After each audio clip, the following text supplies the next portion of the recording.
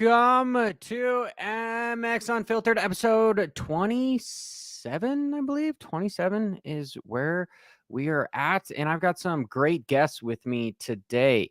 And right off the bat, we're going to talk about the Jett and Degan controversy, training when it comes to motocross.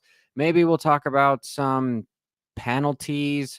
Maybe we'll talk about, is anyone going to beat Jett? I know Dino sure tried to defeat Jett by cross jumping him and almost taking him out. But anyway, I digress. We've got John Wessling here, and he is the owner of Troll Training. How are you doing, man? I'm good. How are you, Johnny? I'm just living the dream. That's right. Yeah. Nobody said it was a good dream, but it's sincerely a dream. So we've got John. We also have Travis from Moto Aftermath. How you doing, Travis? I'm fantastic, man. And if you're living the dream, that usually is a bad thing. So I'm already nervous for your mental health right now. Like, should we take this offline and talk about it, or do you want to just play? It's been up and down, especially with some of the cryptocurrency stuff. And he just froze on me. So we don't really care about Travis right now. We've got Coach Robb Beams with us. As always, he's the guy that backs me up with knowledge. There's Travis. What's up, Sorry, Coach? it froze for a second. I was freaking out. My internet died. Good morning, man. Thanks for having me. And John, thanks for joining the show. And Trav, it's always good to have you back, brother. Awesome. Thank you. Well, John, the first thing that I wanted to ask you is, how did Troll Training get started, and who are the riders you're helping? Just the whole dynamic on that. Yeah, I in 2019 I started doing online training myself with quite a few clients. I moved from Corona to Santa Monica, and so that drive to the test track wasn't really cutting it. So I started doing online stuff, and I was training Alex Martin at the time. And I think at that time I was doing 1 week a month in Claremont, Florida with him. And I knew he was going to retire soon. I've known Alex. I grew up in Minnesota as well. I've known Alex and the Martin family for a long, long time. And I was like, hey, man, you love training. I love training. We should get this going now. So then when you retire, you have something to do and maybe something we can grow together. And that's kind of, it was pretty organic. There wasn't really much crazy thought put into it. It was just kind of what I was already doing mixed with Alex's, knowledge and results. And so, we started it. And Alex is so passionate about fitness and training and just learning about anything. Having a business partner that's open-minded in the training field is really hard to find. So it's really fun working with Alex, and I'm able to teach him some stuff. He's able to teach me some stuff, and we work really well together. Didn't Alex just basically qualify for the Boston Marathon by doing like a 250-ish? Yeah. His last marathon was 6:30 average pace. I think it was like, I don't know, low 250s. And then he just did a marathon like 2 weeks ago, but he grenaded pretty hard at like mile 17. But I think it was his fourth marathon, maybe fifth marathon, but he hasn't blown up yet. So I think it's kind of good that he found his limit. I think he was trying to average like 6:15 pace or something like that, and just couldn't hold on. That's nuts. And then I saw you at the... Say that again? How does he get those little legs to move that fast? Because he's like, what, 5'2" or something? Yeah. Him and Jeremy ran a 1 hour 15 half marathon. It's like 5:43 pace 2 weeks ago. They're unbelievable. I mean, they are seriously unbelievable how I work with cross-country skiers, top cyclists, you name it. And those two kind of define all the odds for sure.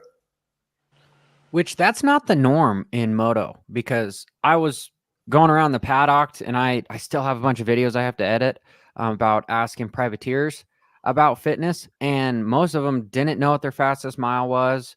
They've never ran like something over 10K, and I was kind of blown away, but they just spend all their time on the motorcycle, which makes sense. But you see a lot of privateers grenade in a 30-minute moto. So yeah, no, especially Jeremy. He's just a genetic. I mean, Alex too, but Jeremy more so. He's a genetic freak. So running, I mean, he literally came off the couch. He did 3 weeks on the couch after his last concussion, no training, 3 weeks of like half-ass running training for a runner, and then ran a 1:15. And it's like, if you gave that guy, 2 years of dedicated training, he would drop that time probably quite a bit. Well, Coach, you probably have better statistics on this than I do. The couple books I have read, I always thought guys that were 6 feet tall could run faster because of their stride is so much better, but it actually expels more energy than if you're lower to the ground, like if you're shorter, even though your cadence is like, I don't know. Is that true or not? I mean, I guess Coach, you go, then John, and No, agree or disagree with him. It depends. It depends. Alex and Jeremy are closer to the ground, but they're way too thick to be like a high level runner. Like the good runners, they just run on tendons. They're not even running on muscle. They're literally just spring loading on tendons. So it's kind of hard like Jeremy and Alex, they look like wrestlers in the running field. Their shoulders are big. They're not actually that big, but in running, they're big. Well, Johnny, think about Christian Blumenfeld from Norway. If you look at him, he looks like a fullback. I mean, he looks huge. And I remember when everybody said, there's no way that physique could go fast on an Olympic distance triathlon, and he won the Olympics. And then everybody said, there's no way that physique could go fast at a half Ironman distance. And he went in the same year and he won half Ironman world championships. And then they said, there's no way that physique could go Ironman distance. And then he went on and got third at Ironman Hawaii. First time he'd ever tried an Ironman distance. So it's one of those things that I have a tendency to lean towards. You do a lot of physical testing and assessments to figure out people's limitations, bounce it against the demands of the racing that you're going to do, and then you just have to build a bridge to get them where they're at. There's a lot of discussion about quick twitch versus slow twitch and genetic disposition, and I don't think that there's a lot of merit to that in the bigger picture. When you look at the history, whether it's coming from the Olympic Training Center or looking at the Olympics themselves, you can always find somebody who's been able to debunk what we refer to as the textbook test. So Johnny, to your point, it really comes down to the biomechanics of the individual. John, to your point, I was very fortunate. I got to work with Alex and Germ and Spencer Daly, if you remember when those guys started that team. So yeah, I agree with you. I remember getting flown up by Mr. Martin, and we go out on a bike ride and Alex is like, we are going to destroy Germ. We're going to leave him so far behind, and then Jeremy comes rolling in and he's literally in tears because he got dropped 3 miles back, and Alex is just smiling from ear to ear. Those guys are two pit bulls in a fight. There's no doubt. And that's where I think John's hit the nail on the head. A lot of it's just grit and determination. If you've been around the Martin brothers, they're no BS kind of guys. They're not afraid to do the work. Johnny, going back to your question about if you take running, it's all gets into pendulum, it gets into leg length, it gets into turnover. Like the best runners in the world will run with a cadence above 180. So if you're using a Garmin, you can go down and look at your stats, look in the top right-hand corner. It'll tell you what your cadence is. So that gives you a starting point. Then we get into the biomechanics of running, making sure you don't land on your heels. That's where somebody is extremely tall can actually start to create an e-brake by landing on the heel versus landing midfoot and falling forward. Then you just get into a lot of biomechanics, get into strength to weight ratios, get into VO2 max numbers, and then work ethic and dedication. I think Alex has proven way more than I think people give him credit for. How many times has Alex superseded somebody who was supposedly more naturally talented than Alex, but Alex outworked him? And I'll take that all day long, John. I don't know how you feel about it, but I'll always take somebody who's willing to work over somebody who's got a lot of raw talent, because the raw talent tends to lead to arrogance and complacency, where the pit bull guy, he'll give you everything he's got until he can't, which I love that. Yeah, for sure. Yeah. And both the brothers that's kind of who they are, man. There's probably not many people on the track that are willing to die the way they are. And that's the truth. Well, no, what is the saying? It's something along the lines of when preparation meets opportunity, that's when you get success, Yep.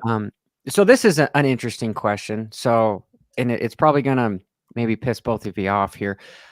I read this book on running that said, it was from the dude that, I forget his name, but it was before heart rates were invented. and he kind of somewhat developed the whole heart rate training zone 2 type stuff. Jeff Galloway.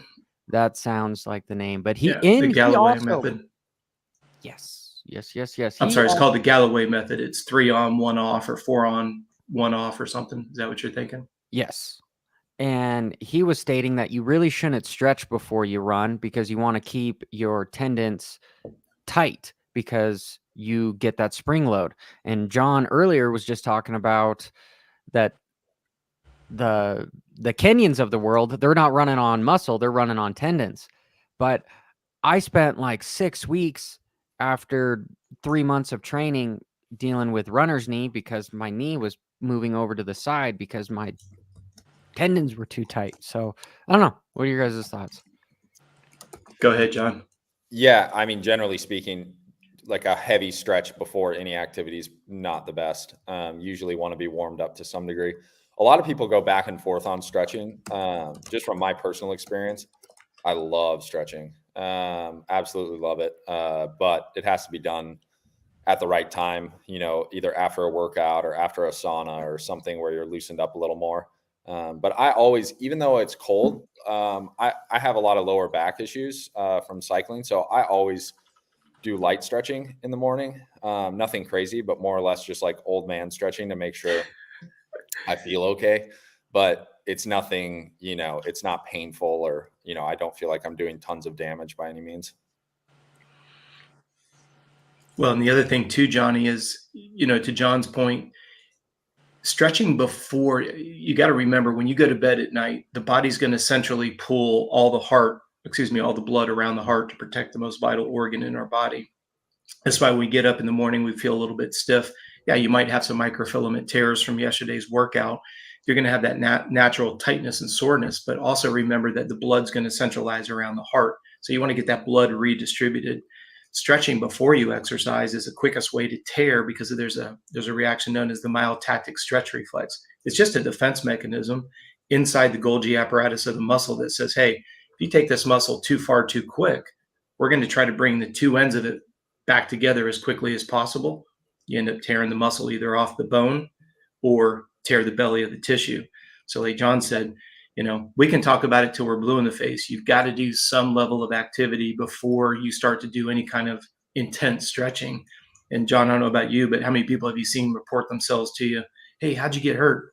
Stretching. And you're like, how in the world does somebody get hurt stretching? Yeah. Stretching cold muscles, but we can get on the highest mountaintop and scream at the top of our lungs, and somebody will go out and do a hard stretch, like John said, and pop something. Can I chime in on this? Go for it, Chad. With no background, the marathons and half marathons I've run, I've literally never stretched for any of them. I do some leg swings, maybe like some jumping jacks or something just to kind of get the blood flowing. But I literally would just go out and run, even in all my training and everything like that. For the hundreds and hundreds of miles that I would run, I would never stretch until after I was done. I never popped anything either. So take that for what it's worth. Yep, exactly.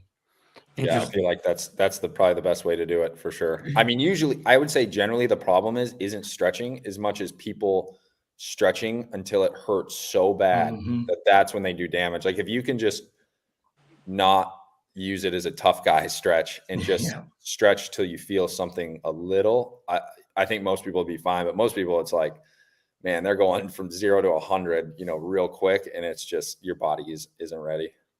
Johnny, you and I talked about this. Remember, I had you stand up, and all the listeners could do the same thing. Stand up, put your leg up on a chair or a desk. Make sure your foot on the ground's facing forward. That squares your pelvis off. And then just slowly lower your chest until you feel that burn in the back of your knee. Like you said, John, don't go to where it hurts. But just when you feel that tension, that's the myotactic stretch reflex right there. That's it in a nutshell. So you're talking to a bunch of moto heads that are used but that's why I wanted to illustrate it.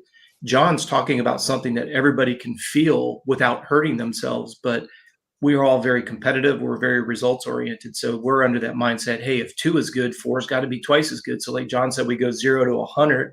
You end up engaging that myotactic stretch reflex. You end up pulling the muscle off the bone, or you end up tearing the belly of the tissue. Now think about it. When scar tissue gets into the belly of the tissue, it's not an elastic tissue. So now you've actually reduced your range of motion through stretching, which created an injury through muscle tear. Now you're stuck in a vicious cycle. And then we get on the bike, we have poor biomechanics because of scar tissue. So we think we need to stretch. We stretch, create more damage, less range of motion. Biomechanics go down. We get frustrated. We try harder because there's nobody that's listening to this that shies away from the work.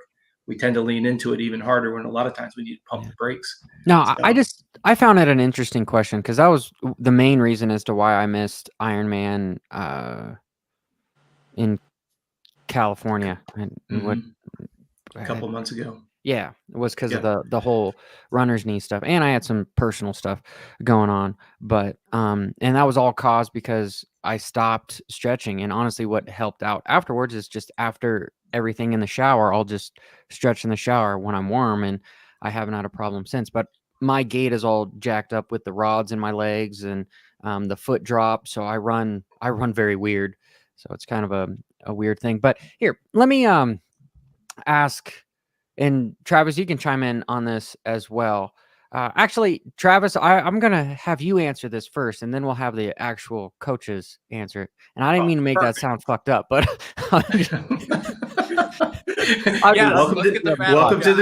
welcome to the show, John. Welcome to the show. Yeah. So everyone usually has an ideology of like, hey, I'm going to train for 6 weeks or 3 months or something, get ready for my big race, whether that's your regional for Loretta or it's the start of your moto series, or in my instance, my Ironman in Boulder is this weekend, not this weekend, but next weekend. Yeah. Next weekend.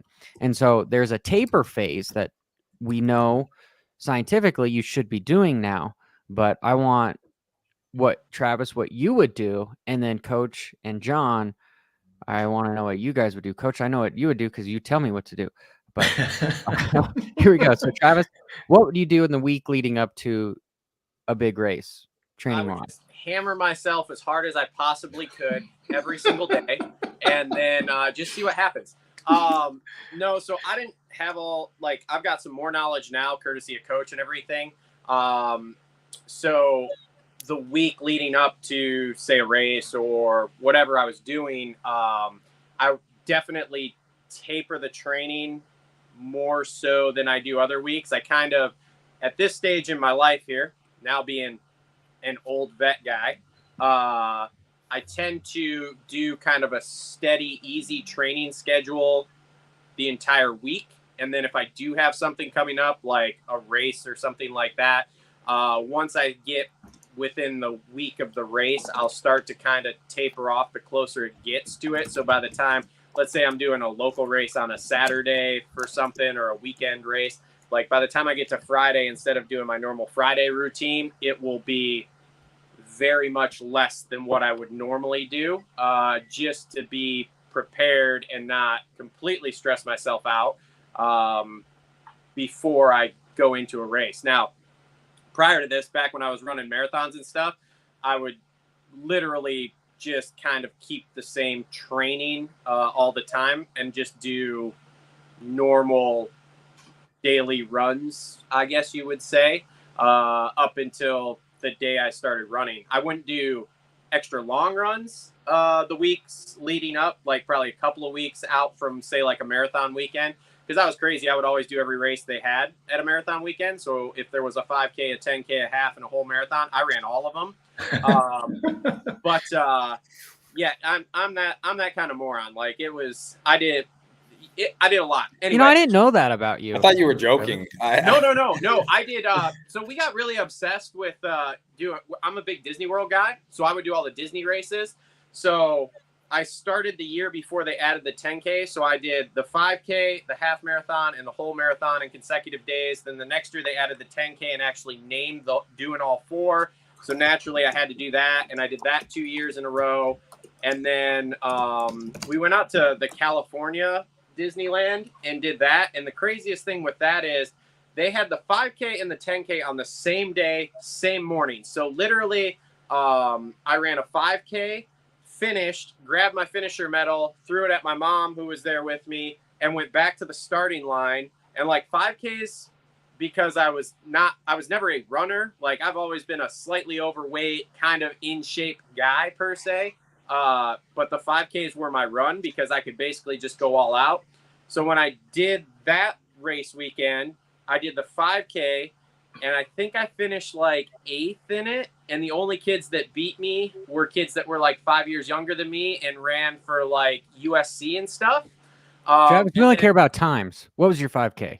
I think that one I did like an 1850 or something. That's And not bad. so anyway, and then I went back to the start line and ran a 10K, and then got up the next morning and ran a half marathon. But anyway, I would do normally at least a few miles training runs every single day, leading up to the stuff. But like I said, now in my older age, I can't really do that. Like once I hit 30, it got a little more sketchy with training that hard all the time. So That's now why I they have TRT facilities. Huh? What'd you say? Johnny said that's why they have TRT facilities now. You know, I would love to get some of that, but you know, the doctors keep telling me I don't need it yet. I say they don't know what they're talking about, but that's a whole nother story. But anyway, Just get on some and then get off of it as soon as your balls shrivel up, because then you stop producing any of them, and then go make another appointment a week later, and then just start crying because you know your balls are all shriveled up. Yeah, but so your values I will be wasn't weighed really out. kidding about being a runner. Like there was a point in my life I did do that. And John, it's funny that you say that J-Mark came off the couch and ran a 1:15, because the last half marathon I did, I'd had like a goal for a long time to do like a 1:45 half marathon. And I literally, I don't know, I did like half a dozen 5K runs prior to doing it, and then came off the couch and tried to hit that, and I missed it by like 10 minutes, which really pissed me off. Because I was like, well, this is cool. I'm basically not training for this, and I'm within 10 minutes. So I would guess if I trained, I probably could do it better. But Travis, that's still not bad. That's like a little over 9 minutes a mile. dude, you want to hear something crazy? The first marathon I did, which had zero idea what the hell I was doing, I was just literally running as much as I could leading up to it. And I think I did 120-mile run and one like 26-mile run prior to it. I did my first marathon in like 4.5 hours. And I still to this day don't know how I did that, but it was like 4.5 hours. Hey, John, you'll appreciate this. What Travis is talking about, because I'm here in Orlando. Disney was smart, marketing geniuses. If you did the 5K and the 10K and you did the half marathon, they gave you a special medal, and it was called either the Goofy or the Dope. Hold on, let me correct you. So the Goofy run they did was if you did the half marathon and the whole marathon. And then when they added the 10K, they called it the Dopey medal. So then that was if you did 5K, 10K, half, and whole. So so that was what I did. And I did that for, I think, 3 years in a row on that. And then we kind of branched off and did a whole bunch of other ones. And the last marathon I did, I got rained on, and I blistered every single toe and tore the skin off it. And I still had like 3 or 4 days at Disney World walking around for however many steps a day. So I was like, I think I'm done with the full marathons for the last 3 or 4 years that I did them. So, but yeah. So John, think about this. Somebody's willing to do a 5K, a 10K, a half marathon, and a marathon back to back for 3 medals that cost probably $1.85 a piece. That's what Spartan is doing. But coach, you don't understand. Then you get to walk around the parks with all these giant medals and you clank. And I saw people do this for years because I was always there that time of year. And I was like, man, I really want to be that guy. Now, when you got to the Dopey and you had 5 of those things around your neck, it was causing neck issues walking around because it's so much weight. But it was still the coolest thing I ever did in my life. So yeah, well, John and I have been talking off the record, and we're going to come up with a new program. You're not allowed to drink, you're not allowed to eat food, and you're not allowed to sleep. And somehow we'll be on Oprah Winfrey by next Monday with the most latest and greatest fitness program. It's like the most absurd that you could get. I can't believe that you got not duped into 5K, 10K, half marathon, and a marathon for 3 medals. You know, dude, the chat is saying that Disney should be charged. They should be charged thing for about making it you do that. is that for 4 days in a row, you have to get up at 2:30 in the morning to get to the bus, to have them take you to the start line, to stand at the start line for like damn near 2 hours because you didn't start till 5:30. Then you go run, then you go back, and then of course you're on vacation, so you're naturally going to go out and do vacation stuff. and then you get up and do it all over again. And I mean, like I said, that last year, by the time I got to day 4 of getting up at 2:30 in the morning, I was just done. It was way too much. Did you have super shoes on too? No sleep. What? Did you have super shoes? The carbon fiber no, shoes. I had 2 pairs I rotated. And if John were to take off a sweatshirt, you'd see his skin just crawling because it's like a physiological debacle is what you've done to yourself. You know what that is? That is a nightmare. Yeah, exactly. That is, and then John's supposed to, as a physiologist, he's supposed to untangle everything that you tied into a knot. So yeah, that's what happens when, and then after you finish that, I actually think it's really badass that you did it. I'm not trying to rip you, but afterwards it's a nightmare because now you have a bunch of people that won't train for like 6 months because they're so shot and their body hates them so much. It's like when you don't drink, but once a year and you get so hungover you don't want to drink again. That's what you're experiencing when you finish that. Exactly. Look, I'll be really honest. I would not train the rest of the time I was on vacation, which usually was somewhere between like 3 days and a week after that. And then as soon as I came back home, like it was right back to square one. Okay. Like, Well, just start going again. So honestly, this is like light bulbs going off as far as some promoters. They should do something like this where it's like, hey, you're going to have one race, then you're going to have like a pro race, at least pro time, which is, a 30-minute moto, then have like endurance race of 2 hours, and then the next one of like 4 or something. And then that's what Mini O's was originally, Johnny. That's what Mini O's was. It was a GP, it was a moto, and it was an enduro. That's why they called it Mini Olympics. I was going to say, it sounds like every amateur race I've been to, you get one sight lap at 4:30 in the morning, and you send it with 40 other people that are just waking up and hope for the best. Yeah, exactly. That makes a lot of sense, doesn't it? You practice at 4 a.m, and then you race at noon, so the track is completely different. Yeah, great. But no, Travis, honestly, I didn't know that about you. I didn't. Yeah, that's savage. That badass, and I mean that really wholeheartedly. Savage. That I love you. So I'm impressed that you did that. I don't feel really special. I just feel like I did it, and that was a whole nother time of my life because I haven't done one of those in 5 years now. So no. Well, it's taking you that long to recover from it. That's the problem. That's it. Your blood chemistry is it's still in disarray because of it. Johnny, I ask, because I got about a half an hour left here. Can I ask John some questions that I came up with last night as I was working till all hours in the morning and thinking about doing this show? You sure can, but then afterwards, I definitely want your guys' take on the whole taper for training. Have them do their take, and then I'll ask. Then okay, we'll John, what do you have a rider do, or cyclist or whoever you're working with for a taper to their big event? Yeah, it's all sport dependent, and it's all person dependent. I mean, some guys, they only need like 2-3 days, so to speak, taper leading in, depending on volume and everything. I'll give you an example. So I have a couple clients doing the Unbound 200 tomorrow, which is a 200-mile gravel race in Kansas. And that you need a huge taper.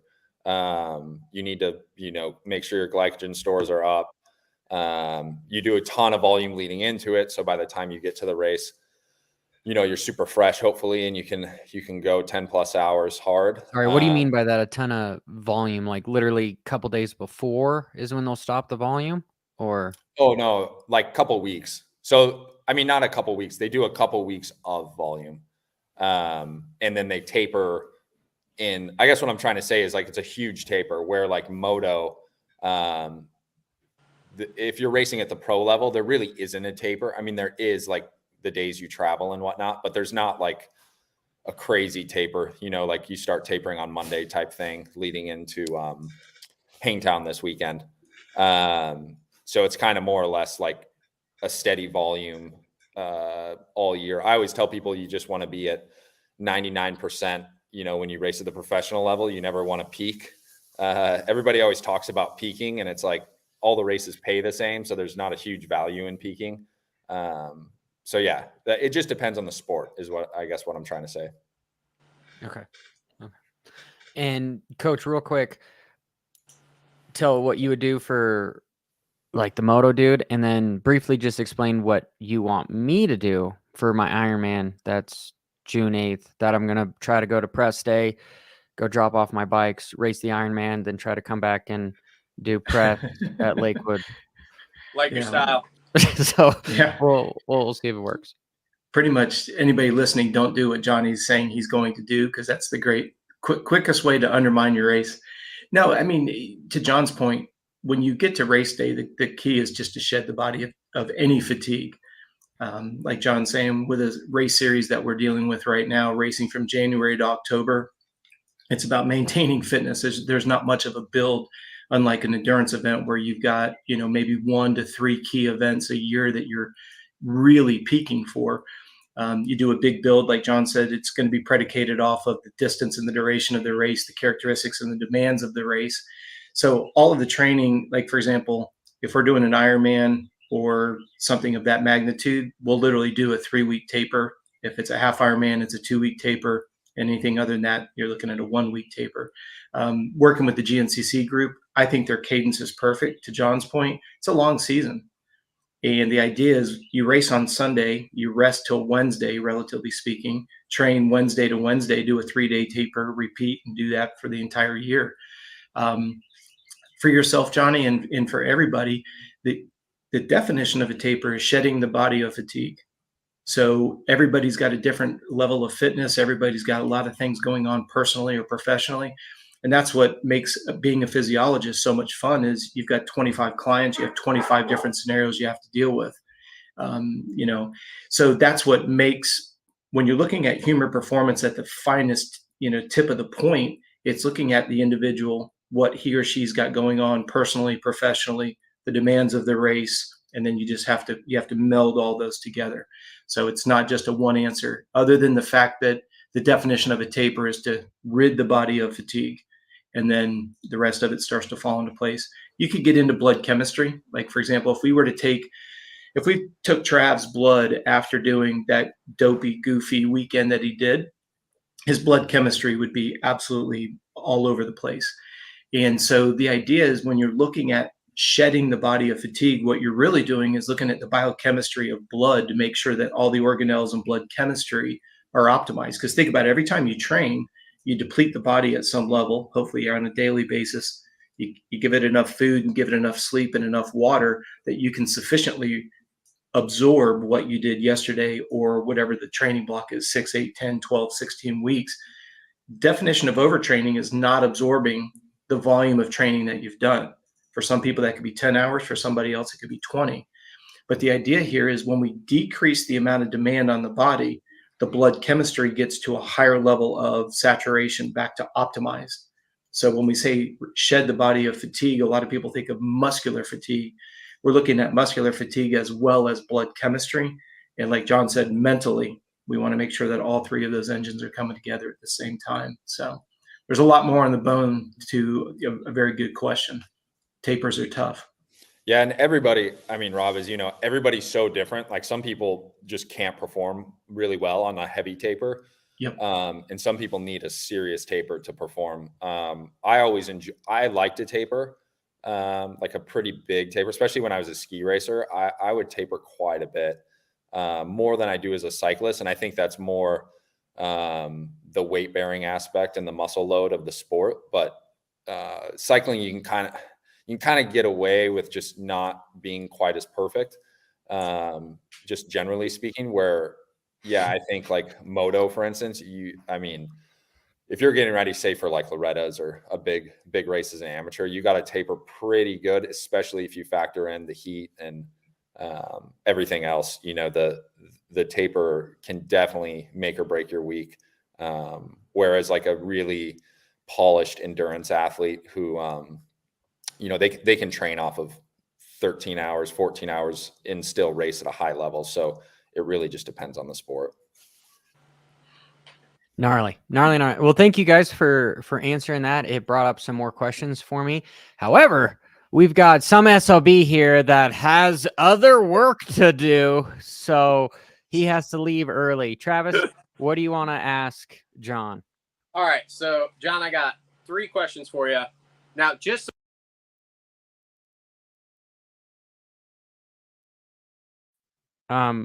But we can't hear you. Sorry, froze. Travis went out. All right. Here. Boom, boom. I think you're on mute. Well, this was really poor timing. Yeah, Finally, right when he was getting it going. I was giving him time, and he said backstage that his microphone. Here, Travis, I'm going to kick you out of the show and then sign back in, and then that way you can test your mic. Okay? Kick.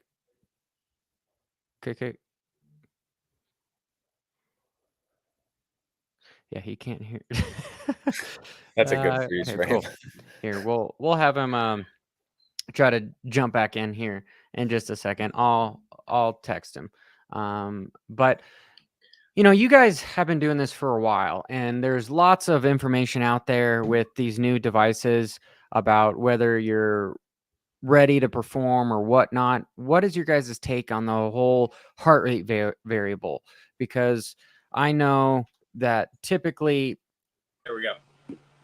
Anyway, let's bench that one for just a second. Travis, we could actually hear you now. So what do you want to say to John? I don't know. That was weird. Everything just went crazy. All right. So, John, you work with Jason Anderson, correct? Yes. Okay. So I'll start with an easy question because this was a hot topic at the end of Supercross. Does he have top 2 or top 3 bonuses? Do you know? Oh, I have no idea on that. Dang it. I was really hoping you knew that because there was a big argument about that in a lot of different podcasts. So I was hoping you knew that. Oh, really? Yeah. Because everybody was like, man, he's trying to get third. And then there was a lot of people were convinced that he only had top 2 bonuses. From what I've heard with other guys, I was like, well, he's a past champion and everything. So top 2 would sound typical from what I've heard, but maybe he's got 3. I don't know. So I was hoping you had that info for me. I don't. I'm sorry. Rough. Okay. All right. So I guess one of the questions I came up with last night was going into outdoors here. Obviously, and maybe you're not as involved with this. So if you're not, that's totally fine too. How do you guys approach going into outdoors against someone like Jett, who just had an undefeated season? Obviously, his Supercross was really good. I'm not, from my personal opinion, Jason's way better at Supercross than he is at outdoors. So, like, how do you guys go into the season preparing for outdoors to say, hey, we're going to challenge and beat this guy? Or do you do that? Is he more of a realist and he's like, look, the kid's super good. Like, if I can be within striking distance, I'll feel good about myself. Like, what's the vibe? How do you guys go into like outdoor season prepping for things like that? Yeah, it's a good question. I don't think when I'm helping Jason prepare for outdoors, I don't really ever think about anybody else. Like, I'm not like, man, we got to do this better so we can beat this person. It's more or less just getting Jason to be his best self. And I feel like the last couple of years, especially, I mean, if you just look at the speed of everybody, like speeds are going up. It's no secret. So even if you can elevate 0.5% every year when you're at Jason's level, it's you're doing a good job. And I think he's done that.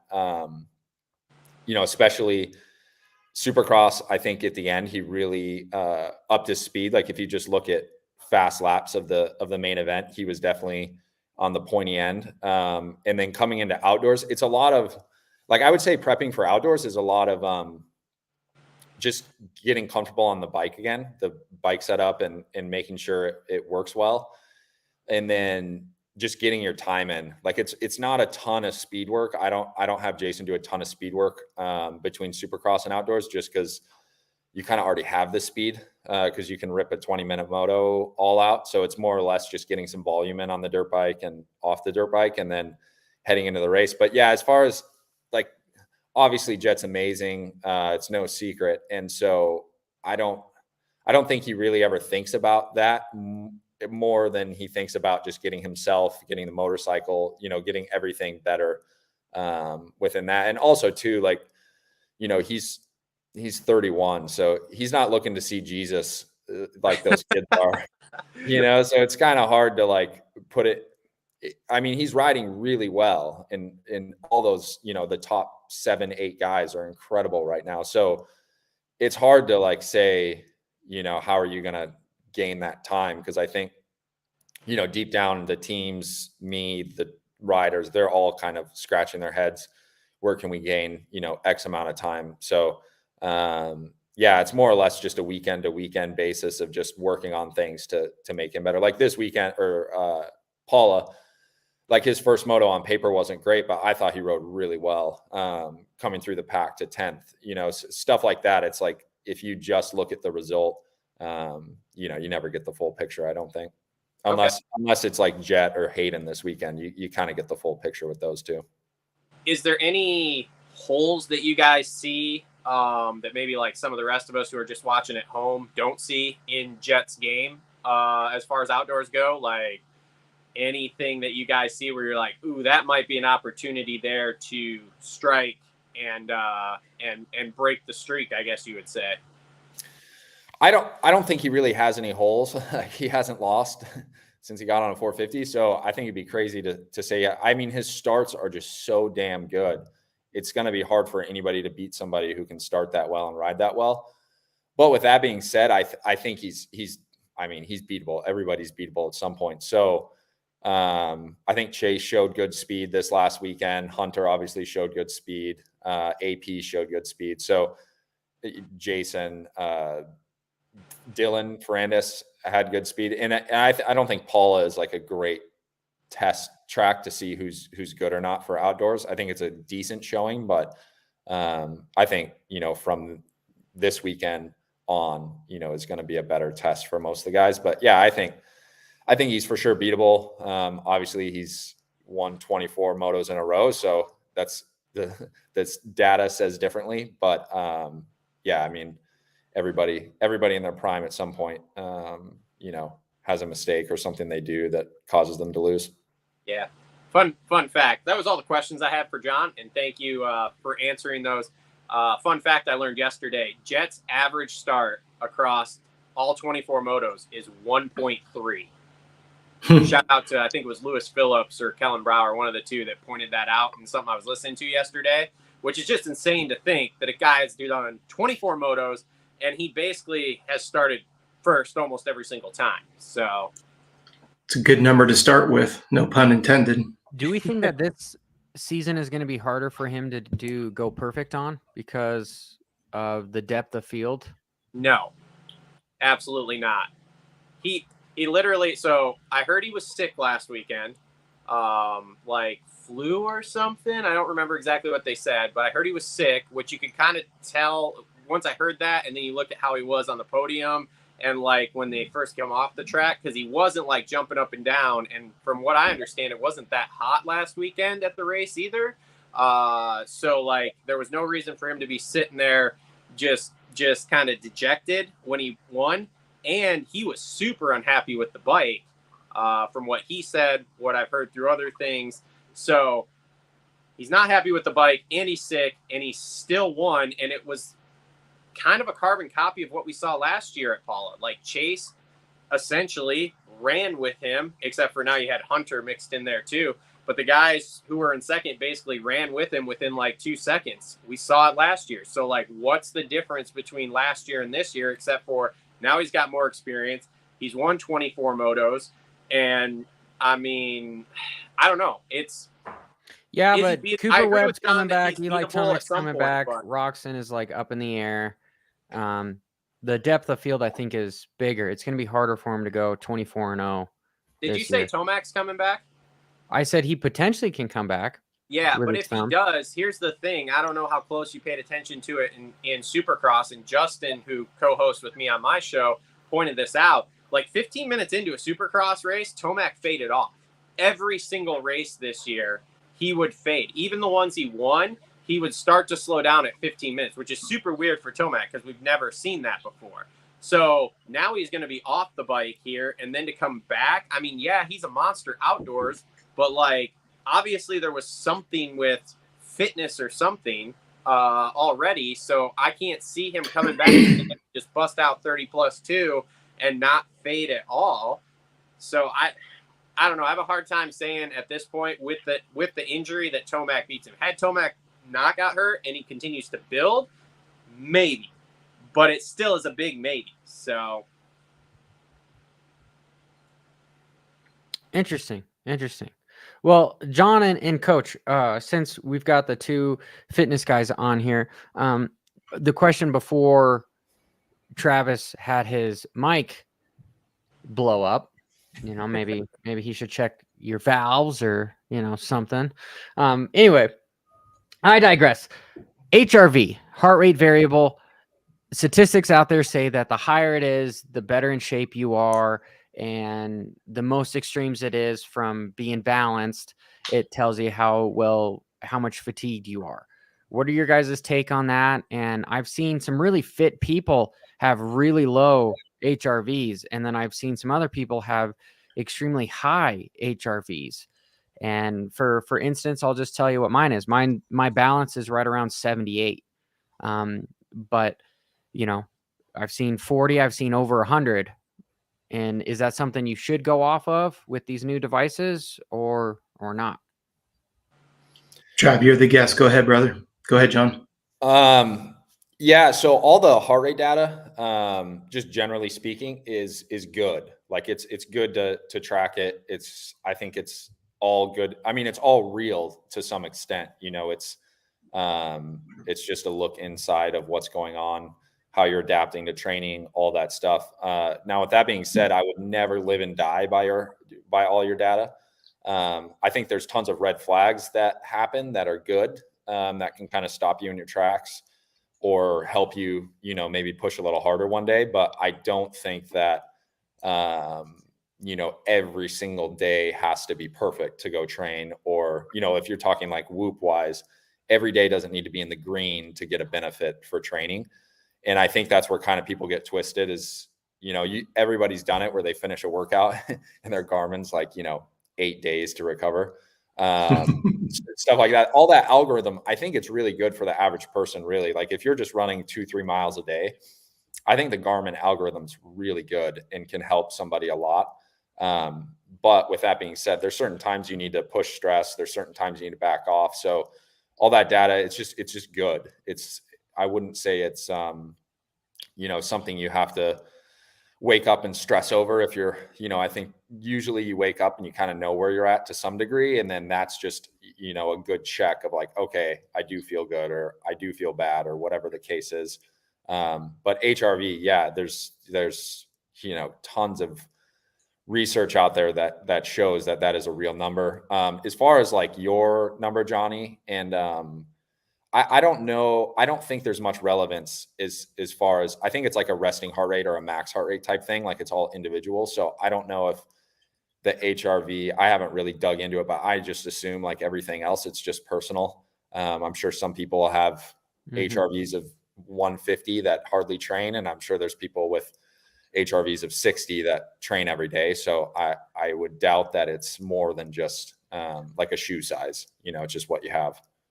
Coach, before you answer, I know like the biggest takeaway that I feel from stuff is if my HRV is like unbalanced or anything, but if my resting heart rate is around where it's supposed to be, then I'm like, okay, I'm still somewhat ready to go do a bike ride or run or something. If I wake up and my resting heart rate is 4 or 5 beats higher than what it is, I'm like, oh, I need to slow down, or I need more sleep or something. But go for it. Yeah.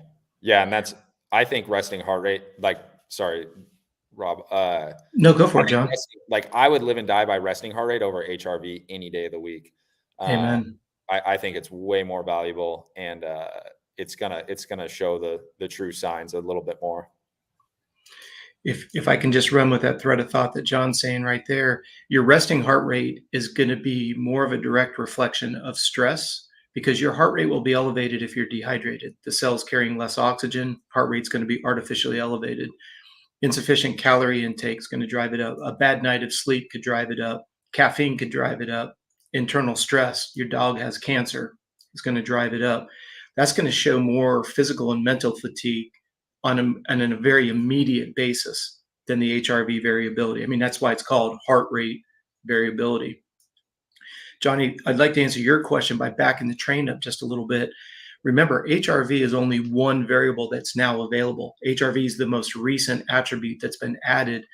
We used to, I'm going to show my age here, I'm 56 years old. I remember when we actually had to extrapolate the heart rate data, which you could only get on a 1 minute basis. You'd plug it into Excel and you'd actually plot it. Now we have these fancy reports at our fingertips. But remember, we could only go off of heart rate. To John's point, that's why it's the most valuable variable and metric that we look at. After you had the resting heart rate, then they started factoring in things like, I'll just start with the most recent. You've got body battery, you've got resting heart rate, you've got HRV, you have more and more attributes. And to John's point, please don't use one metric as the gospel. If you're going to use one and put the most amount of weight on it, do resting heart rate 100% across the board. What we do as an analytics company is we step back and go, what would be causing a variation? We call it a delta of change. Is the resting heart rate elevated because simply you just had a race this weekend? If the answer is yes, you've already found the source of your elevated heart rate. If you did not have a race or a hard workout and the heart rate's elevated, you need to look at things such as calorie gap. You need to look at hydration levels. You need to look at what would be causing an influence or a delta of change to those metrics: body battery, resting heart rate, HRV. Then you start looking at things like, what does HRV tell you? Now, Johnny, this is why I think your question is incredibly valuable. If you Google what is HRV by true textbook definition, heart rate variability is going to show your body's ability to be resilient to stress, plain and simple. But here's where it's confusing if you Google it. If the three of us or anybody that's watching this or listening to this, if you were to go and test your HRV in a clinical environment, you're walking in and you're essentially being hooked up to an EKG machine. Well, if your appointment was Friday morning at 10 a.m. on the 30th of May, what it's saying is your HRV for that sliver of time is X number. So when you walk in there and it says your HRV is X number, that's a point in time that can never be adjusted. It can never be evaluated beyond the moment that you show up. That's where these wearable devices have become, in my opinion, priceless. Now, here's where the confusion comes in. If you Google HRV, they will say that the higher your HRV number is, the fitter you are, because that essentially is showing that you're refreshed. You're like a rebuilt motor. There's nobody that's listening to this that would rather ride a bike that has 100 hours on it versus ride a bike that has 1 hour on it. The bike's going to be snappier. It's going to perform better. That's because the bike is fresh. So you've got to look at the human body's ability to become rebuilt every night. Calories, fluid, sleep. You look at ratios and production of the release of HGH and testosterone through deep sleep, blah, blah, blah, blah, blah. The confusion that comes in with the wearable HRV nowadays is you've got to remember that Garmin is evaluating, if you look at these watches and you look at the back, if you look at these little digitals that are on the back, that's reading, if you guys can see that okay, that's reading the blood that's going through your veins on a per second basis. Now think about what HRV is in Garmin's terms.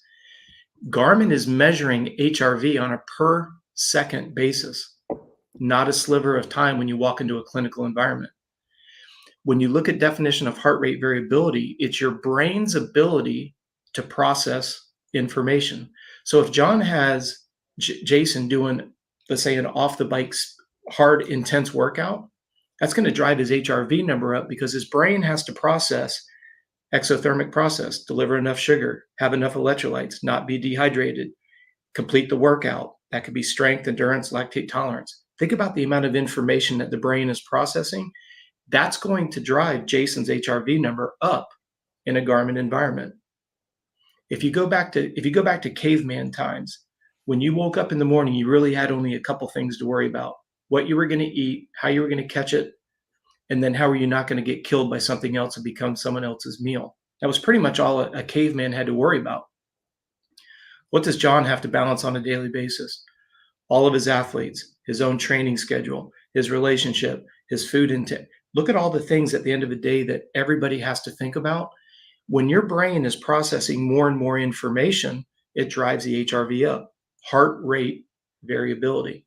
Because as much as we think our heart is beating in a certain metronome, it's not. It's constantly fluctuating based on input. Now, Johnny, you mentioned when you looked at your HRV, you have an HRV range. If you understand that your brain's ability to process information, right? When you're working out, let's say we're on the motorcycle, let's say that John's got Jason doing, a moto. Jason is processing his entry speed, putting a 3-inch tire into a 4-inch rut, making sure he doesn't miss it.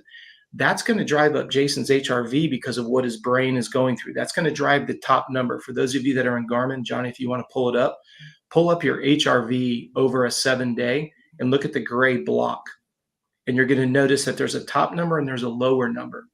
All right, let me look at Now, this. here's what's really cool about HRV. If you do a good job of staying hydrated during the day and you have a routine at night that allows your body to truly decompress and get ready to go to bed, you'll have both a higher HRV based on brain process, and you'll have a lower HRV based on your ability to decompress. Because at the end of the day, ideally, when you're getting ready to lay down, your brain is processing less and less things. It's not worried about dying of a heat stroke. It's not worrying about converting 60 miles an hour into a left-hand turn. It's not trying to convert a plyometric box hop. It's not trying to do PNF stretching. It's not trying to pay bills. It's not trying to get your kids to bed. You see how your brain has less and less things as you go to bed? So when you're dealing with an elite athlete, or anybody for that matter, your goal is to have a high HRV and a low HRV based on, go to the actual illustration, Johnny, open up your Garmin account.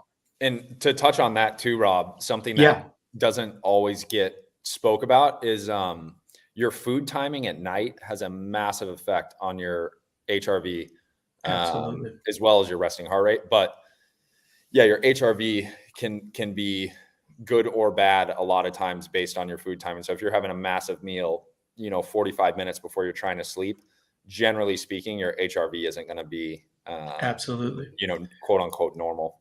Absolutely. So Johnny, on the left-hand side of the screen, go to reports. On the far left side, go to the last blue icon, go down to reports, then go to health and fitness.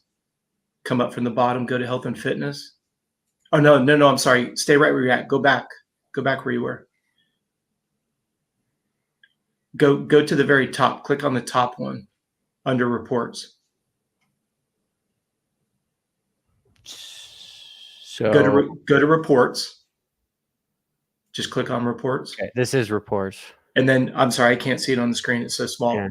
Look down, you'll see HRV status right there. Click on HRV status. And then in the top right-hand corner, go to 4 weeks.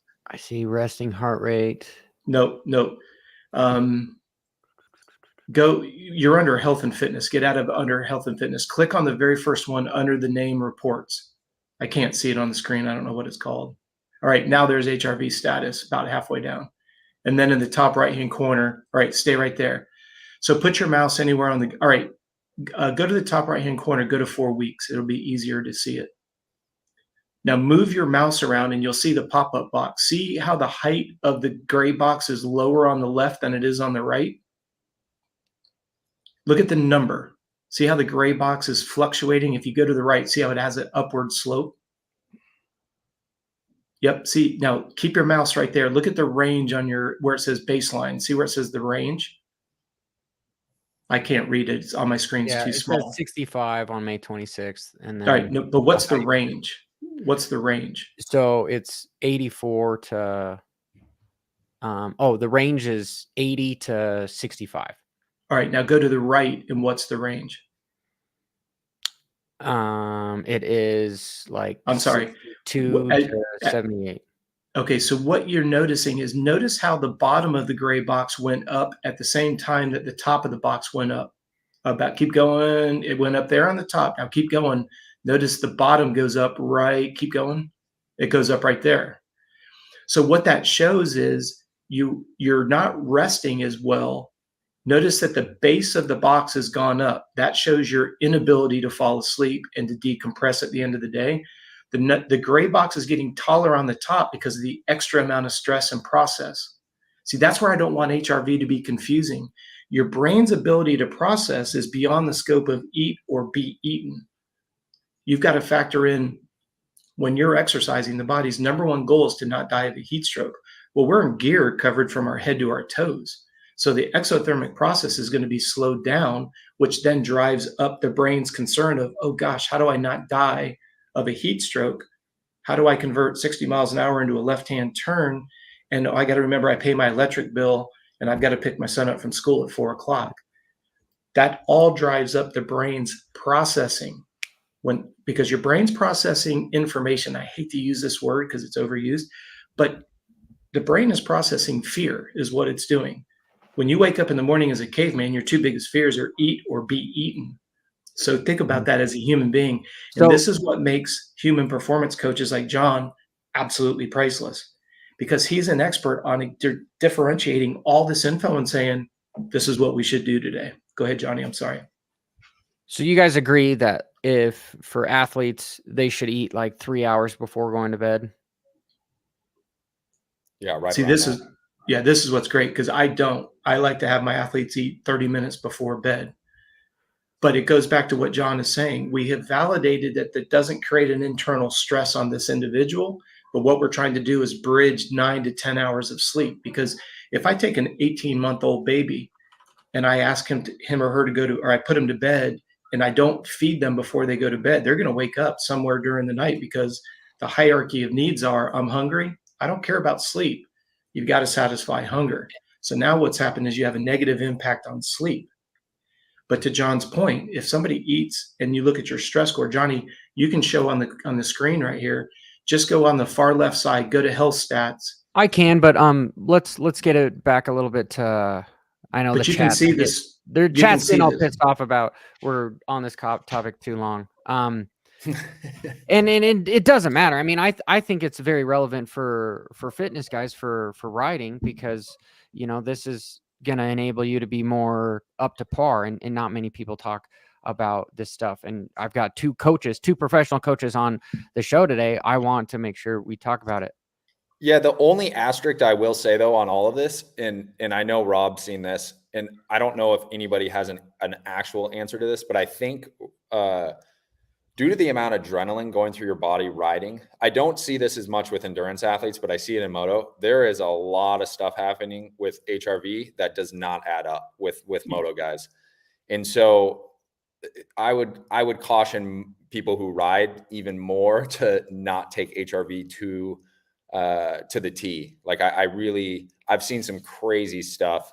And obviously we know riding's, hard on your body, and, it's a high heart rate and all that stuff. But with that being said, so are a lot of other sports. And I don't see the same HRV trends that I see in moto. So there's something on a cellular level going on that's really disrupting HRV that, we can kind of guesstimate what's going on. But the reality is it's kind of wild. So resting heart rate is more important to follow over when it comes to the amount of stress that's on your body. You both agree? Yeah, it's the most immediate biofeedback metric you'll get. And the beautiful part with Garmin is you can look at today against 7 days, 4 weeks, 6 months, and a year, look for trends and patterns. Because once the outdoor season starts, you can look at June to June of this year to last year to kind of see what kind of impact did the residual fatigue of training and traveling and racing have. You can look at volume of training, what percentage was aerobic and anaerobic, and then you can look at the impact on that human body, factoring in food, hydration, and sleep. But remember, it's all about history, and as John said, it's about the individual biochemistry and all that goes with it. Whenever I know that my resting heart rate is closer to 40, I'm like, okay, I'm ready for a harder day. Just plain and simple. That's basically what I use it for. When my resting heart rate is getting over 50, I'm like, I need to relax. So John, with training with some top guys, how much sleep do you recommend them getting a night? I've heard crazy things for other athletes to where they almost get anywhere between 9 to 12 hours of sleep. Oh, I would love that. The more sleep, the better. I mean, in a perfect world, if you can sleep, 8 to 9 hours every night and then be able to take a nap, you're kind of dialed as an athlete. The reality is with the travel schedule and everything, that generally isn't going to happen. But yeah, as much sleep as possible. I mean, there's not a whole lot of downside to sleeping 9 to 10 hours every day if you can. Okay. Which is honestly, it seems like as you get older and busier, if you could get anything close to 7, I feel like you're doing good. Yeah. Well, and it's hard too, because like Jason, for instance, has a kid. He has a life outside of racing, so it's it's even harder for him. He does a really good job with sleeping. There's this like weird, and Rob, this. There's this weird guilt around sleep in moto. Like it's like you're soft if you sleep a lot, and so you kind of like, especially with a lot of the gnarly guys that I've worked with, you kind of have to undo that a little and explain to them that is kind of the biggest part of their training program, honestly, is how much they're sleeping and if they can sleep, especially once you get into a 450 supercross schedule. Sleep really becomes any time you're not getting enough sleep, mistakes just go up and up and up. And so the more sleep you can get, the better year round, but especially in a crazy series like Supercross. And Johnny, this is something that we look at with, all of our riders, athletes. If you look at our professional runners, they sleep literally 12 hours a day because they try to sleep 9 to 10 hours a night, and they try to do, pardon me? That's like a baby. That's like a toddler.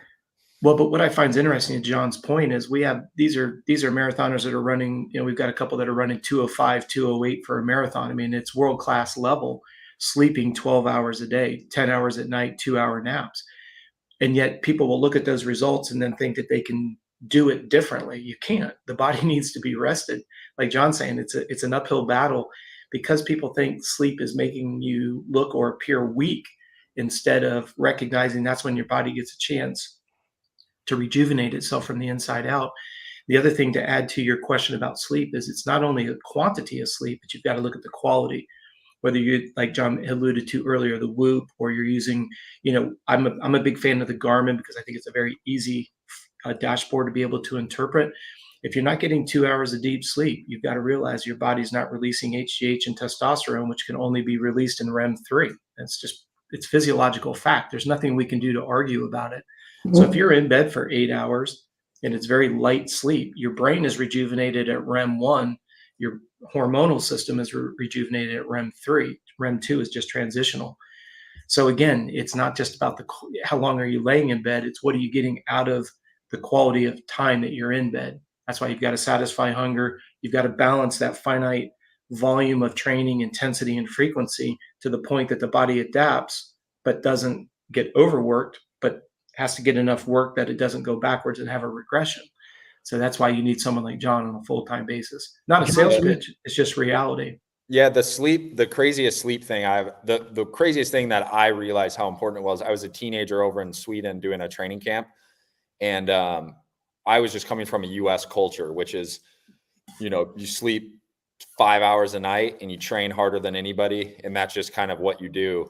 And I was over there cross country skiing, and at the there's an indoor ski tunnel in Torsby, Sweden. That's really cool. It's like 3 kilometers. But anyways, I would sleep. We do 2-a-days every single day. So I'd sleep, we do morning session, and I was young and naive, and we would do every day after lunch. It was 2 hours mandatory in bed. You didn't have to sleep necessarily, but you had to be in bed for 2 hours, try to nap, 6 days a week, every week. And that was kind of my first wake up call of like what it really took to be a good athlete. And, the US culture, like that doesn't exist. I try to get anybody to just lay down in the middle of the day. And it sounds so dumb because if you're busy, of course, that's all you want to do is just relax. But as an athlete, like you have a lot of time some days, and it's just, there's other things you want to do and all that stuff. But yeah, just even laying down for, an hour or whatever and getting a 15-minute nap in it's almost always worth it. Yeah, it's a game changer for sure. There's no doubt about it.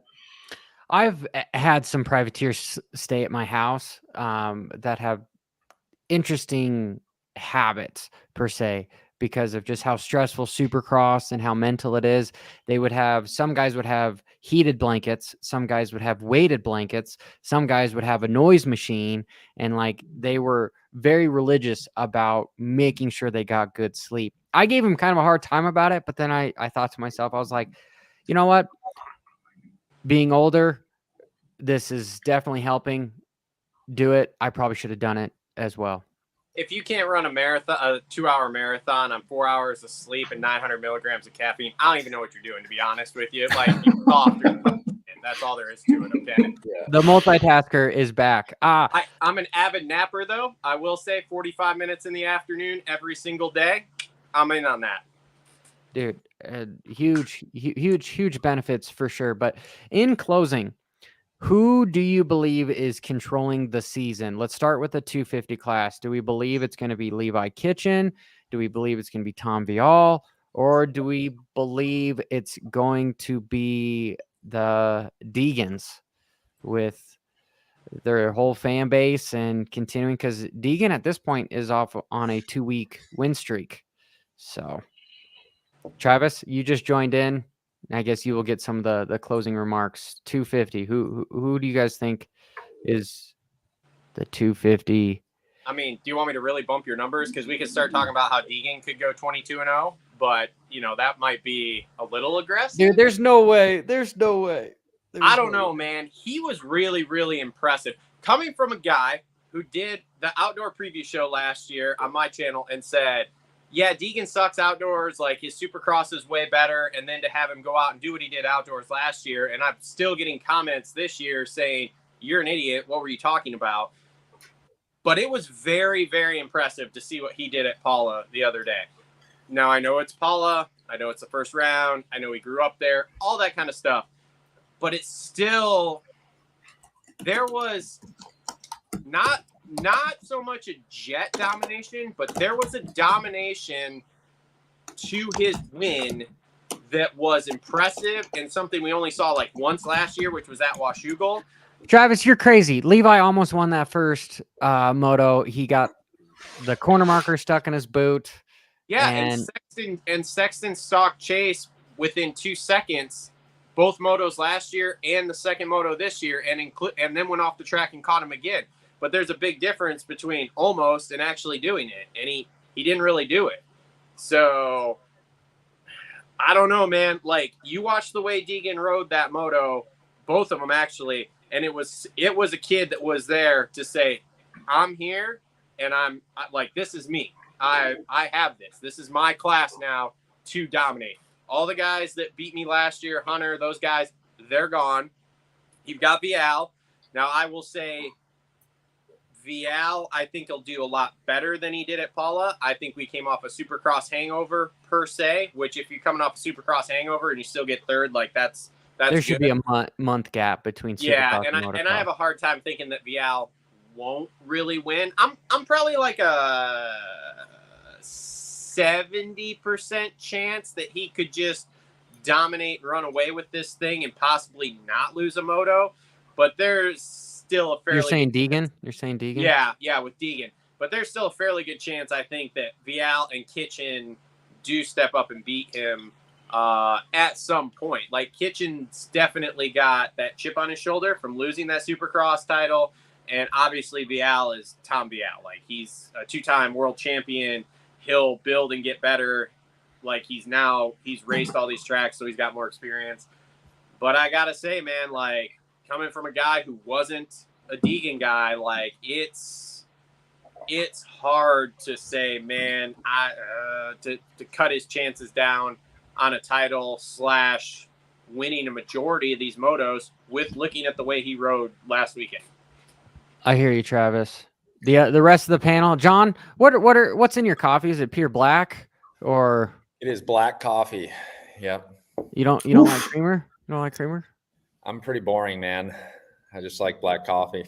Boring or tough? Really I'm gonna go with tough. Yeah, it's a real really man. good That's black what coffee. it is. He's No, a you real guys, man anybody right would there. like it if you like coffee. It's not like Folgers. It's very good coffee. It's not like folders.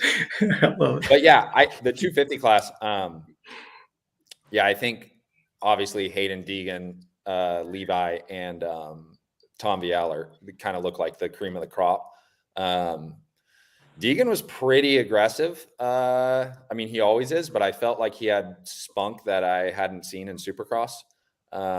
As far as his confidence, you could tell was really high, and I don't think he was going to be robbed of a win.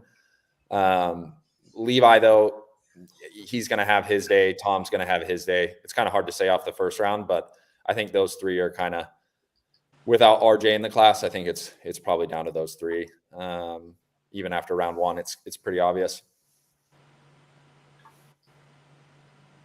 Coach, I mean, You we can saying- interrupt each other because like I said, In regards to 250s, in regards to 250s. yeah, I mean, I don't want to reiterate what John just said. To me, it's still too early in the season. Give me 3 rounds and give me 3 different types of difficulty, and then we'll see. I think if you're going to go off of history, who can manage a long series, you've got to give the nod to Vialle.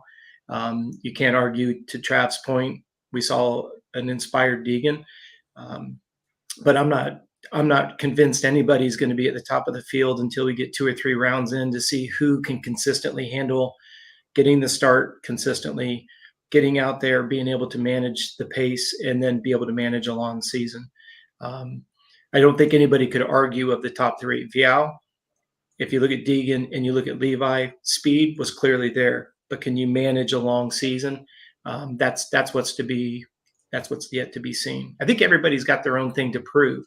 The irony with Vialle is, I don't know about you guys, but didn't it seem like Vialle all of a sudden being in the points lead kind of surprised everybody? It was like everything was shifting around. It was like, oh wait, Vialle's in the points lead, and then all of a sudden he sealed the deal, and he didn't do it in. It was because of the whoop rule, but he didn't. But he kind of like snuck into that Supercross. Like, he wasn't like he came out the way, it's not like he stamped the entire series. It was like he was there, and then all of a sudden he was like, wait, he's got the points lead. Okay, well, you got to be in it to win it. And I think that in it to win it is what's going to drive the outdoors. I know that seems like a Captain Obvious statement, but it's a long season. And can you manage it? I don't know. I think Vialle can. Yeah, and people forget too, round one in Supercross, he was down on the ground in the first corner. I don't know how many points he scored, but it wasn't many. But people forget round one, like how far back in points he was. So I think it was overshadowed by the flipping off of Deegan. Yeah, after round one, Tom was really impressive. I don't know his stats, but man, he had to be close to podium damn near every weekend. Yeah. No, and Tom, to me, hey, I'm messaging everybody. Hit that like button, you guys, if we have any sort of relevant information that you guys are enjoying. And make sure you go follow all of these SOBs. Their links are in the description. Tom, to me, is just that sleeper. He's the 23-year-old kid that acts like he's 30 years old. He's very mature. He doesn't make a big scene, and maybe that's just from him coming over from Europe. But that's the thing that I admire the most about Tom is he comes in, he does his homework, he goes ride, and he's winning championships. And I feel like the probability of him winning again this year is rather high because Degan is probably going to have some sort of a big banger moment. He's going to win a lot of races, but he's going to have 1 or 2 of those things that might get in the way just because, this is the podcast here. So you're young and dumb and you're full of cum. You know what I mean? So it's just. Yep. Hey, Johnny, here's a question for you. And I'm asking it sincerely because I can't remember off the top of my head. When was the last time KTM won an outdoor championship? And 250s. And 250s. Because I'm trying to think back, like when I was working with Dunge, that's when we had the Australian as the 250 rider. Was it Musquin? Or was it even further like Langston? Did Marv win? Did Marv win? Marv didn't win outdoors. He won Supercross. He didn't. His motor blew up last moto in 15, maybe. So then was it literally like Rhino or Langston that were the last ones to win on the KTM? Well, the only reason why I say that a 250 championship, no, because not on a KTM. Yeah, but now think about this. You have Tom Vialle that came over, literally left being a world champion because he just says, "Hey, this is what I want to do."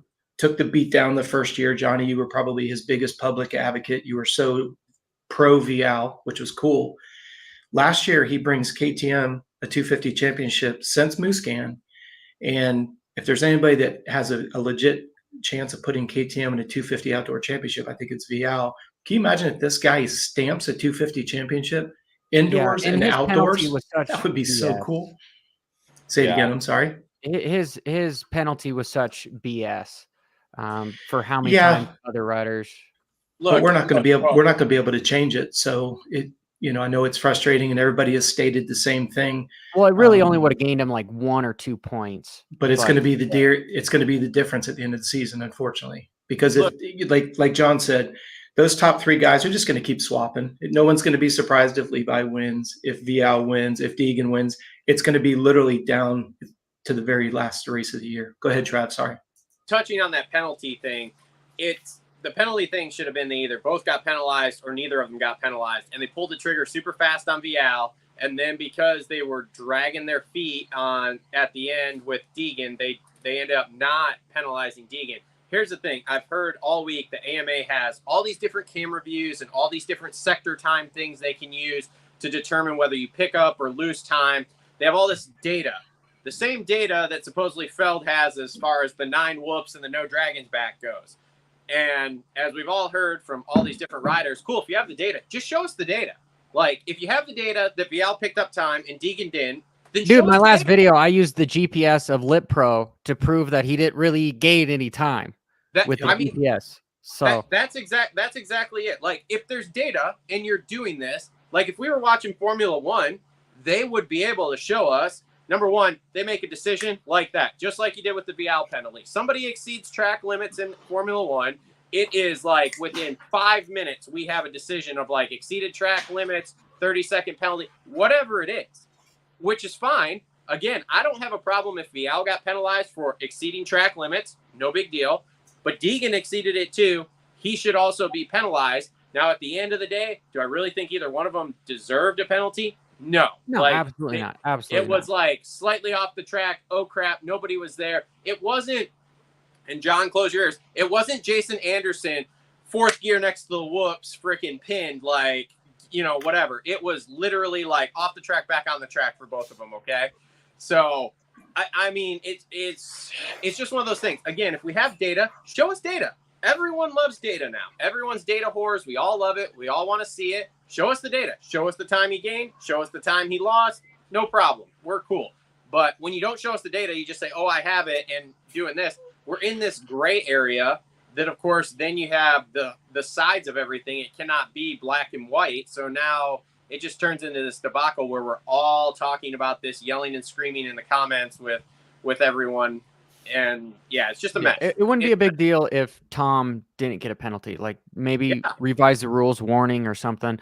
But I like that Tom got penalized immediately, because I feel like this is the kind of crap we need, because we've had it too many times where it's been in the situation of like Degan, where we don't give a penalty immediately, and then it's 2 hours after the race. We haven't had a press conference. We still don't know what the fuck is going on, and we're all just sitting here waiting around like, is the race done? Is it over? Whatever. Well, the penalty report still isn't even up.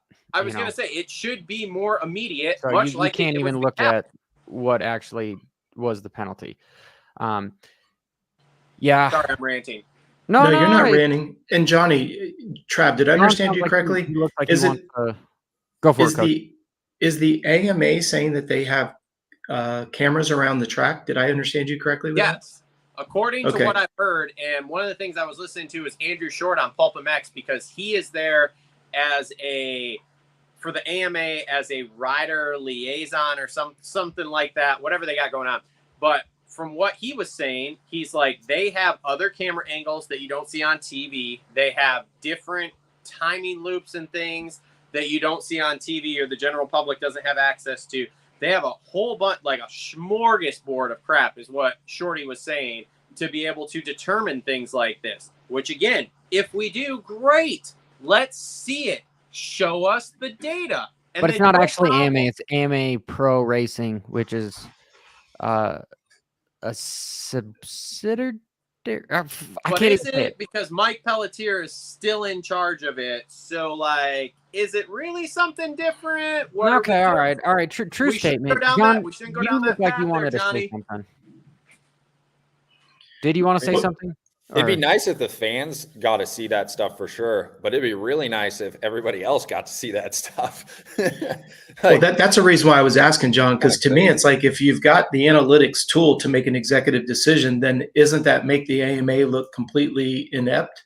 It's one thing to say, well, we have no way to be able to see what happened. Well, if I'm understanding you correctly, Trav, if you have the resources to make an executive decision, and then the executive decision is completely opposite using the same resources, that makes the governing body look completely inept, in my opinion. Bingo. It just doesn't make any sense. If you have the data, show it, prove it that, because I use tools that said he didn't gain anything. What I've heard is he's also gained 0.3 seconds. And I'm like, even if that is true, 0.3 seconds, is that determined for a whole position penalty? Or Johnny, take it a step further. If you've quantified it to a 0.3 advantage, then take the finish line time and deduct 0.3. And if it puts him in first place, then he gets first place. If it doesn't, it has no influence on the race. Or just revise the rules again. Like you get back on the track where you got off, and you definitely lose time. That's a bad rule. I heard something the other day. Somebody was saying like, well, if they go off the track, they should have to take their throttle hand off. Because you know how like guys put their hand up? Well, if you made them take their throttle hand off, obviously that's going to slow you down because you should technically get a time penalty when you go off the track. And number two, it would be clear as day. Like either took your hand off and waved or you didn't. And then you could re-enter where it's safe again, and then you could still haul ass and do a 75-foot jump afterwards. John, you again, you're being respectful. What did you want to say? Oh no, I'm with you guys. I think the hardest part is like if you go off if you just take away like just pure facts, if you go off the track, that's just that in itself. It doesn't matter how long, it doesn't matter. That is you're off course. So there is some sort of repercussion that probably in the AMA's eyes need to happen. Now, how they go about that, what the penalty is, all that stuff, that's a whole different conversation. Yeah, some of the comments were saying they're penalizing Levi for staying on the track, which is true because I honestly, after this conversation, I really like Travis's idea of you take your throttle hand off, even if that's for a second or something. Mm-hmm. Boom, that was enough to just touch your helmet. Just touch your helmet and come back. So it's a definitive amount of time. Fans, hey, sorry, I fucked up. No. I'm with Robb on this. I actually like the time back at the finish line. I think that's the fairest way to do it. If you had a guaranteed video that you could document how much time somebody lost, whether it's Supercross, outdoors, doesn't matter. I like that because in other sports, that is the most fair way at the finish line versus obviously if it's like a reckless, you're wide open and jumping off, doing crazy stuff, then it's a whole different conversation. But if it's like a Vialle or Degan type incident, I do like the time back just because I think that's the most relevant. That makes perfect sense. Or have like a specific, you go off the track, it's 5 seconds, or something. Because we have transponders, that's how it happens. Moving to the last little deal of the 450s. Do we believe that Jett is going to break the all-time moto consecutive win record and then break 3 consecutive, now it'd be 2 consecutive back-to-back winning every single moto? Do we think he controls the series? Is there anybody else that's going to defeat him? John, you're the newest guy to the show. What is your takes? You've got riders that you're helping out training with. So, I want to see Jason Anderson. He's one of my favorite riders. I'd like to see him win some motos, but what is your take on this year in the 450s? Yeah, obviously Jett's on a tear right now. So it's kind of, like I said, data-wise, the trajectory is kind of what it's been. But I think this year it's deeper. I feel like the top guys have a little more speed than last year. So I would have a hard time thinking he's going to go 2 for 2 on perfect seasons, but I guess we'll find out. Hey, Johnny, what is the record? Wasn't it Stewart went 24-0, right? Dude, I got to honestly look it up here live. I don't know. I just saw the records yesterday. I think Carmichael did 31 straight, I want to say, or something. Yeah, somewhere in that. 31 or 32, I think. One of those two. We're close. Because I'm trying to figure out what is the record you're asking, Johnny, is Jett going to surpass? Consecutive wins, besides the overall going undefeated for the season, that's pretty straightforward. But what Yeah, I is the guess that wasn't clear. consecutive number? And honestly, it's harder for him to go to get the moto win streak because you've got less motos the last 2 years. You know, we're down 4 motos. Yeah. So is it 4 or 8 motos? I think the series is only 10 races where it used to be 12, right? It's 11. Well, it used to be 12, and it's fine. You know, Okay, 44-0 will be cool too. Like, it's not a big deal. Yeah. But I'm with John. The depth of field is too big, especially when we'll get like Webb and Eli back, because these guys are wanting to come back because of the Super Motocross Championship. They don't want to be in the LCQ, get last gate picks for those races, even though that they've cleared a spot for them to be in there. They want to be in the top 20 in overall points so that they can compete in those playoff stuff, which is good for the sport, you know, because I know talk with Davey, you're sort of forcing these main guys to have to race for everyone. But Coach and Travis, your thoughts? I mean, I think he goes 44-0. There isn't. You're crazy. You're crazy. Check out the comments on my show. All I get is that I'm a Jett homer, which has been the case since he ate the donuts on the podium. So I don't know what anybody thinks they're going to get out of me. Like, the kid's unbelievable. Me and Justin argue all the time about how he's like going to be the next GOAT. I mean, realistically, if you look at it, if he perfect seasons this year, so now he's already got 2 perfect seasons in his first 2, and he's got 44 moto wins in a row. I mean, how do you even start drawing a line comparatively? Because he's going to surpass all of the records for outdoors more than likely, unless something catastrophic happens. But the only way I see him getting beat this year is if he has mechanical.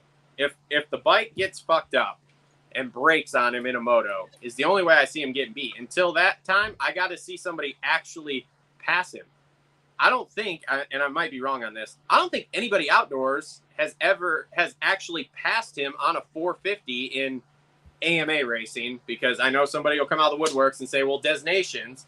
But as far as AMA Pro Racing goes, I don't think, did Kenny actually pass him last year, or did Kenny just get better starts and then Jett hunted him down?